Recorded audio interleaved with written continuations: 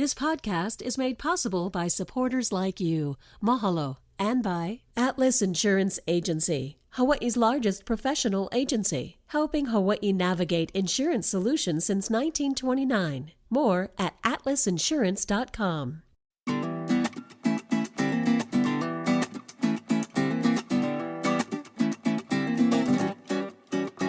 Aloha mai kako. Welcome to a new episode of What School You Went. Start every conversation with that question. I'm Ron Mizutani, and today we're talking story with a 15-year-old inventor who owns her own product, and an amazing story. When Cassidy Crowley was 7 years old, she entered the Honolulu District Science and Engineering Fair, instructed to identify a problem.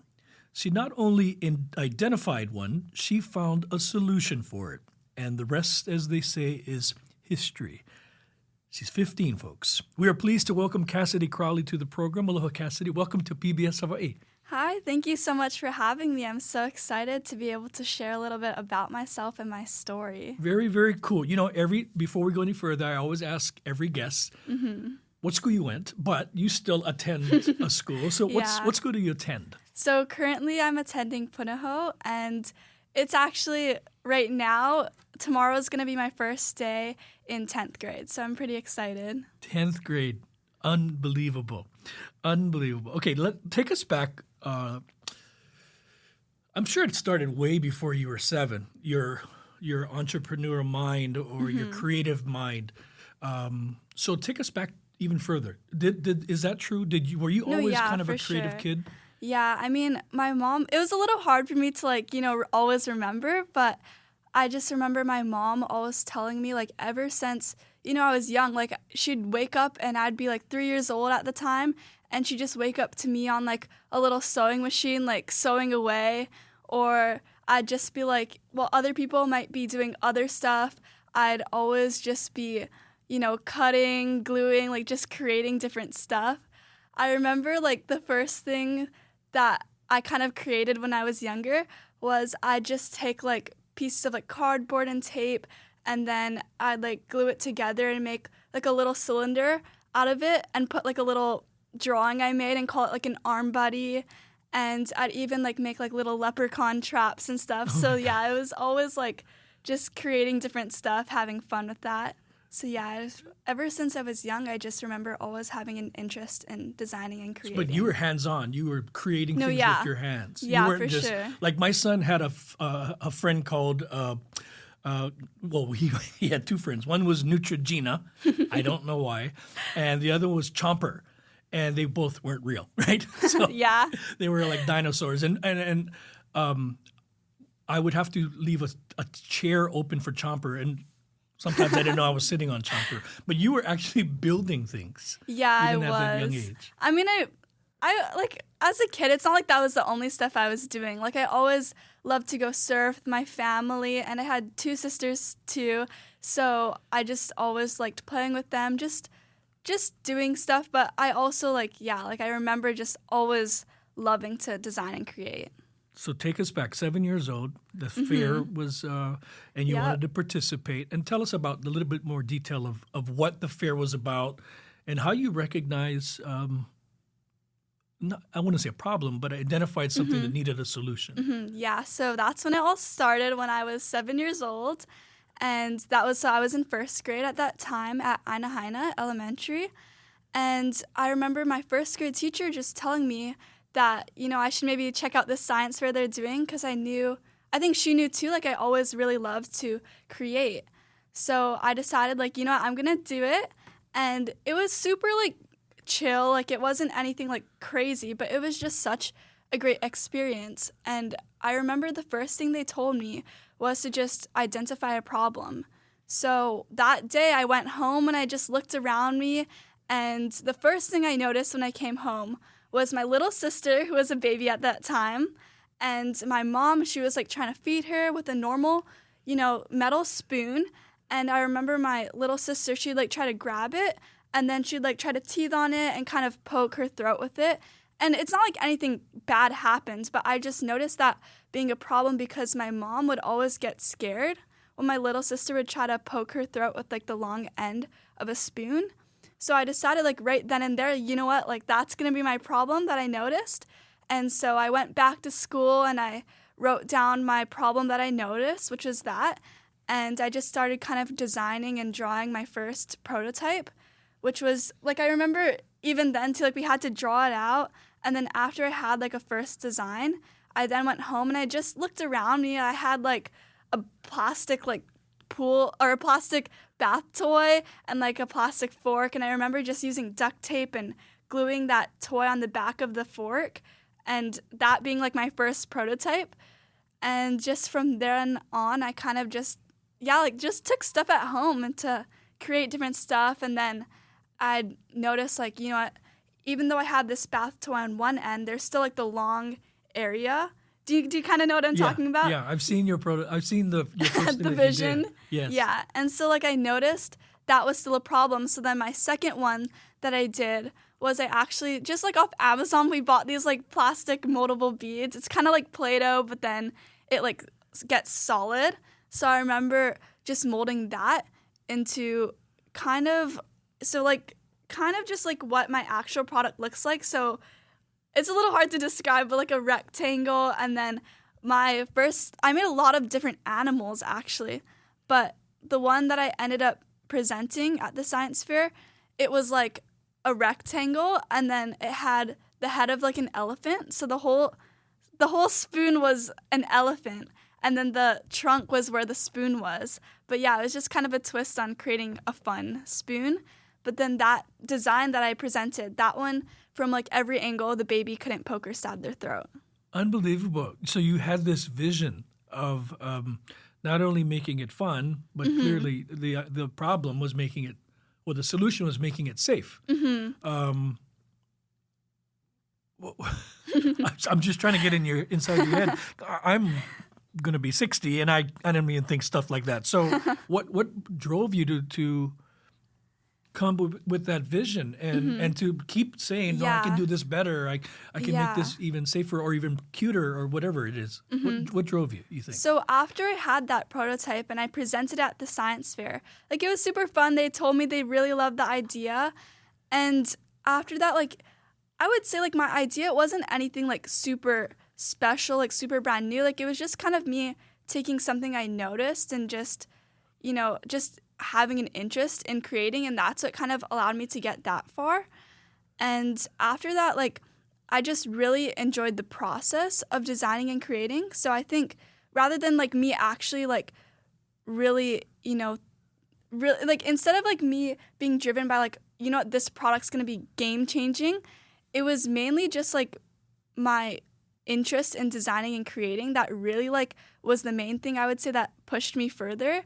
So after the science fair, I remember just telling my parents, like, you know what, I want to move forward with this. I really love this whole process. I want to see, what could really happen. And so I decided to take it further. And I remember, too, at that time, like at the science fair, they made us write down certain goals we had for ourselves. And I remember, so one of my goals was to actually get the product in store. And then another goal I had for myself, which is like, at that time, I said it as a joke, but I said like I would love to get on Shark Tank because that was, that's like the show I grew up watching. And so I just like at that time, like I never thought it would have been possible, but I just remember writing that down as well. That's so cool. I assume you got an A in this project. I hope. I think were you a grade? I don't know if we were giving grades, but I remember they really liked it. Yeah. I hope so because they look back now and go, oh my gosh, and it all was born here. Take us back to Shark Tank. I can't imagine what. I saw the segment and it's so adorable. You're so adorable. You're still adorable. Thank you. But you sold it, and they were, they asked tough questions, and what was that like with the studio lights and everything else? Yeah. It was definitely an experience. I mean, like my family it's not like we ever have been on TV before or anything of that sort. So it was definitely something new for me, but it was really exciting. And I remember like just bringing myself back to that time. I remember for me, it felt like 3 a.m. because I was still in Hawaiʻi time and I just flew in and I was the first person that morning to film. And they brought us into like these cool little trailers. So it's kind of felt like little Hollywood for me. So it was kind of something fun. but I remember getting taken backstage into like this big warehouse, and it looks like any warehouse you've seen, like nothing exciting from the outside. But when you go into the inside, it's like you're taken to like a whole different place, and you see like all backstage, like there's all these rooms for people to go in and wait. And I remember just getting taken right to where they filmed because I was the first person that morning. So it was a little scary for me, but I was also like excited to be able to just go right away, not have to overthink it. So they took me backstage, and I remember just seeing all these cameras. Like you never see that when you watch the show, but just like that whole thing was like something you never think about, but it was definitely like a little scary for me to see all the cameras around. And I think that's when like everything started really setting in for me, and that's when I kind of got nervous. And my mom was with me at that time, so it was me and my mom. And I remember like me kind of getting nervous, and I remember her just telling me like, you know what, you got it. Like when you were younger, like when you first started your products, like you never thought this would actually happen, and you're here right now. So you should just be super proud of yourself for already achieving that goal. And like whatever happens on the show, that's just you like pursuing your dreams. So you should just be proud of yourself no matter what. And I think her giving me that confidence and telling me that, I think that's what really helped me to just calm myself down, really be in the moment. And I mean, it was good that she told me that then, because right then and there they started like counting down and saying like 3, 2, 1, action. Oh my gosh. And it was just go time. So I had to, the double doors, if you watch the show, Yes. there's like these double doors, and they just started opening, and there's a camera like right in front of you as you walk down. So it just follows you as you walk through the doors. And then the second set of doors opened, and I was able to see all the sharks on the show. And it was just like, I remember that moment, even to this day, like it doesn't feel real. Like it felt like me watching the show, because I always grew up watching it. It felt like me watching the show, but then it was weird because I was like actually there. Like it was hard for me to believe. And I honestly didn't know what was happening at that time. Like I just started saying random words. I didn't know what I was saying. I was hoping it was my pitch that I practiced, but I honestly had no idea what was really happening until I like finished my pitch, and they started like laughing. So I was like, okay, I think I did okay. And then after that, like after the initial few minutes, I started to really like calm down and just be myself. And I think that's what really like got me to where I was and allowed me to be able to get a deal with Lori, which I was super excited for. And I mean, it was still super nerve-wracking, Sure. but I just told myself to be myself, share my story, and no matter what happens, like I wouldn't ever regret anything as long as like I just be authentic. And that's what I really tried to do, and I think that's what allowed me to be able to get a deal with Lori. Did you feel a connection from her from the get-go, or did you feel somebody else might have been interested? Because they all were just, they fell in love with you, but they fell in love with the product too. Yeah, I think so. For me, I just always loved Lori. Like she was, she's a super hard worker, and she's a female like entrepreneur as well. So I think that was something super inspiring. Like even when I was younger watching the show, I remember always just being really inspired by her. And I think as well, like we have a big connection because I really enjoy like one of my favorite things about the whole process is marketing. Like I love to sell stuff, and I think that's what she's like has expertise in. So like I remember before even being on the show, like that's who I always kind of secretly dreamed of getting to work with. And so when she said that she was going to give me an offer, I couldn't believe it. And I was just super excited to be able to work with her. Congratulations. That's amazing. The Baby Thank you. Toon is what you named it. Yeah, that's my product. That's the name I came up with when I was 7, and that's where the product is called today. Yeah. What is the story behind the Baby Toon? Yeah. Well, it's Toon, kind of T-O-O-N. Yeah, it's kind of an interesting name. But I remember at the science fair, I called it like the Baby Toon, like because at that time I had a fork and a spoon, and so I kind of had to play on like the name of Toon, like toy and spoon, because that's kind of what I was going for when I was younger, and I just decided to combine it and come up with Toon. So that's how I came up with it. awesome. Okay, I was wondering how that came about. Yeah. Because I do know that you're a Punahou a girl, and the Toon family is very big. So, but that's Tune, totally different. So Yeah. it has evolved. The product has, and so has your marketing career since then. That was 8 years ago. I was 10 at the 10 time. at So, the time. or it was actually, I was 7 when I first created it. Right. And then when it was kind of an actual product, that's when I was 10. And now I'm 15, yeah. Amazing. What's it been like since? I mean, ever since, thanks to Lori and Shark Tank, I was lucky enough to get a licensing deal with Munchkin. So that means that like Munchkin gets to kind of run my company and I just get to cruise back and relax a little bit more, be a kid. So that's super like fun for me. But they're also like great people to work with. They're super nice. And I remember like they just really wanted to show me around and educate me as well. So I got to like see their warehouse, see how they run everything. And it's just super cool to get to learn how like an actual big company just works and like the behind the scenes of everything. So that was really cool. Oh, and Munchkin, for those that don't know, Munchkin is like a pretty big baby company. Pretty big, yeah. Yeah, so I was really excited to get to work with them. That's very cool. Because do you still have a say in the final animal that goes out or a color, or do you have input like that? So after the Shark Tank, I started off with just an elephant spoon, but getting like right after I started working with them, we came up with 2 new designs. And I remember they had like all these different animals and I kind of got to choose the ones I liked or just give my little input on it. And we were able to come out with an alligator spoon and then also a koala. So that was super like fun to get to work and kind of have a say in that. Yeah. What does it go for on, do they sell most of your product online or in stores? But what does one spoon cost right about? 1 spoon costs around like $6. $6. Yeah.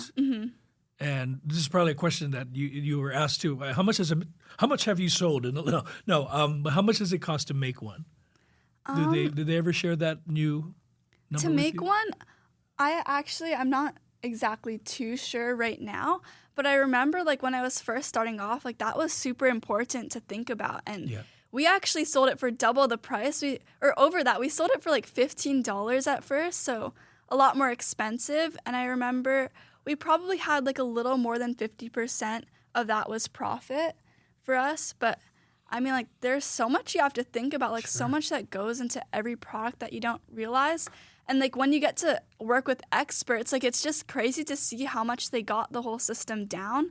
Like it took me 3 years to turn my idea into an actual product, and it took them like 3 weeks. Like it was such a big difference to see. Sure, they have all those resources. Yeah. But they saw value in what you created, and now you're giving back too. I mean, you're 15, you're going to be a sophomore, but you're giving back to young entrepreneurs. Tell me about the Haumana Foundation and your work that you do to give back. Yeah, so the Haumana Foundation, it was founded by some of my friends. So Cole and Maya were the ones to start it. And I mean, they just kind of called me up one day and just asked, like, would you want to be a part of this? And of course, I told them yes, just because it was like something fun to be a part of, to get to work with them. And I also just loved their mission of, helping others and just having kids be able to have a part and, helping the community. So that was just something I was excited to be a part of. And our first event, we were able to raise money for Lahaina, Luna, and their Project Grad. So that was super exciting.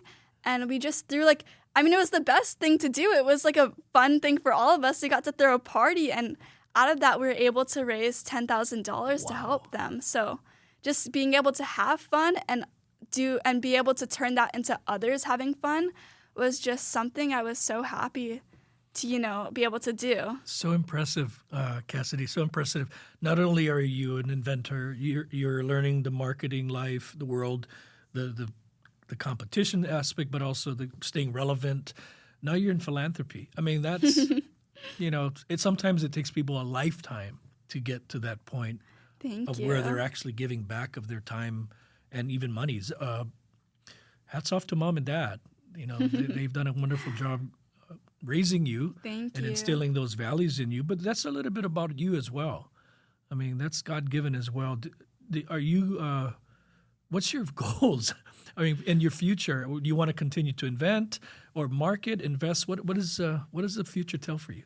I mean, for me right now, like honestly, I have no idea, but I know like I really like part of me like really enjoys just being a normal kid. Like right now, like I love to surf. I surf like every single day with my friends, and just have fun, get to hang out with friends. But I also like I know like no matter what, I really do love to create and invent. I love to just like market, sell stuff. So just something along the lines of that, I really enjoy. Like right now too, I know I'm just for fun. I'm like screen printing. I learned how to do that, and I'm doing that with one of my friends and just screen printing on denim or like thrifted items. So just like that kind of stuff, like just nothing like crazy right now. But I know like in my future, I would love to just do something along the lines of creating and inventing. And I think like I don't necessarily need to know just yet. I think I can just discover, Yes. just do whatever I'm interested in. And I just think that, it's going to help lead a path for me in the future.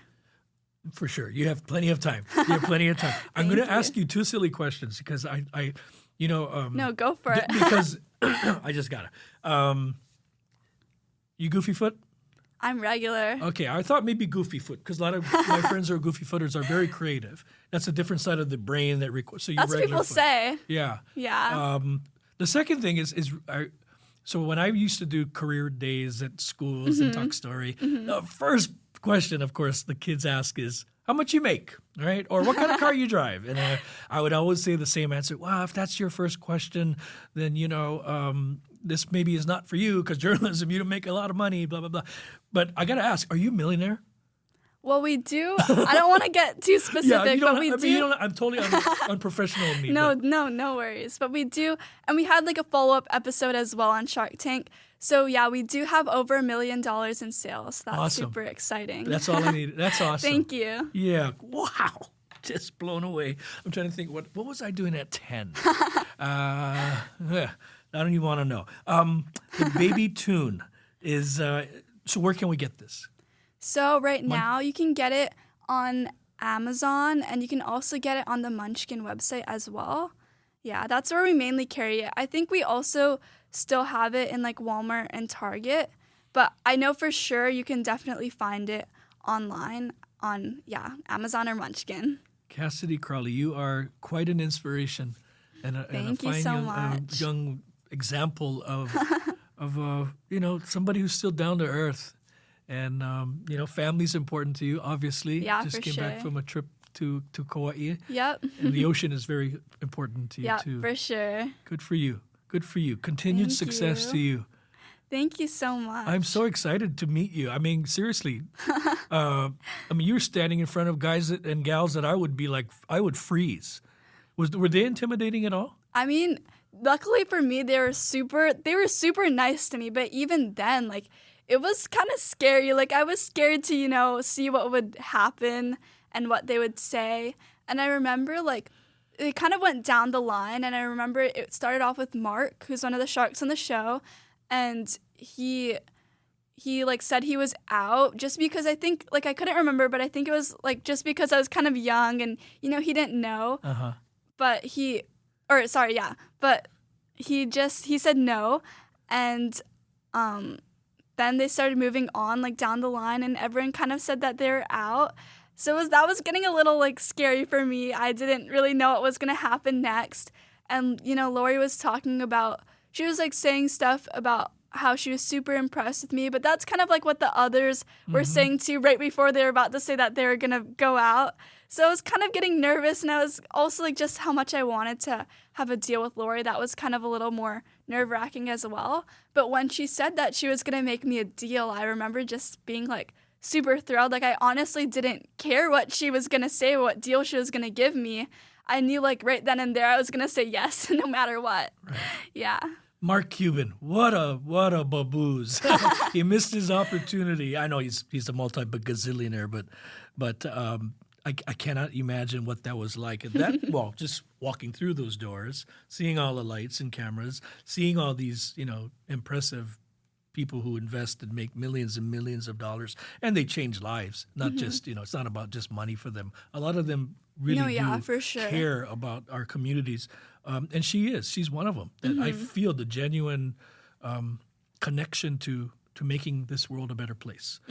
So you partnered with the right person, and it's think not so, about for the money. sure. It was about her ability to market too. Yeah. Right? That's the network that Yeah. that you get so much value out of it. Yeah, for sure. Wow, so cool. Thank you. Well, I wish you continued success. Thank you so much. But you know what? At the same time, don't ever forget, just be a kid.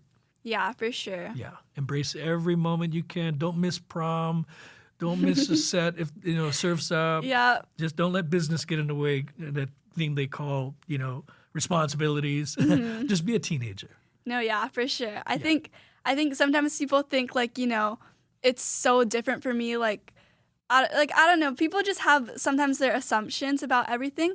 But I think like the biggest thing is I'm just like a local kid from Hawaii. Like there's nothing, it's just, I didn't know what was going to happen. I didn't know where everything was going to take me. But at the end of the day, like I'm just a kid. I love to have fun. Yeah. Don't go changing.